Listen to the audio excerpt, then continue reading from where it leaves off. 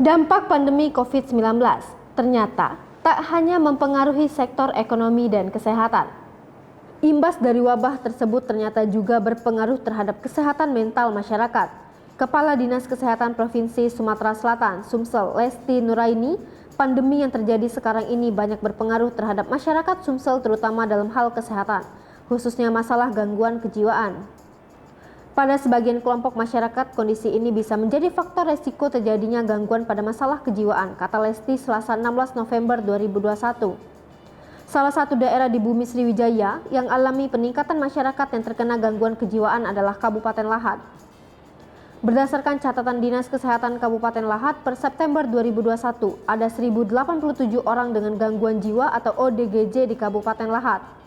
Menurut Lesti, berdasarkan Undang-Undang Nomor 18 Tahun 2014, ODGJ merupakan orang dengan gangguan jiwa yang mengalami gangguan dalam pikiran dan perilaku. Penanganan kondisi kejiwaan pada ODGJ harus dilakukan di fasilitas kesehatan jiwa.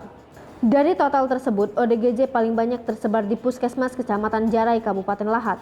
Kepala Dinas Kesehatan Kabupaten Lahat, Taufik M. Putra melalui Kabid P2P Aiwa Marlina SKMMM disampaikan Kasih P2P TM Keswa dan Nafza Farlian Fardan keberadaan ODGJ di setiap wilayah fasilitas kesehatan Vaskes Puskesmas itu ada.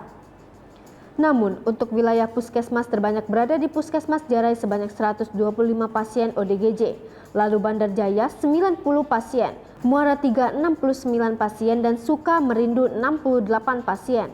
Sementara diakui Farlian, faktor penyebab ODGJ kebanyakan dari penyalahgunaan nafza, narkotika, aibon, dan obat-obat lainnya, bahkan kebanyakan di usia yang masih produktif. Hai pemirsa Sripopo TV, jangan lupa komen, like, dan subscribe, serta tonton terus berita-berita terupdate lainnya.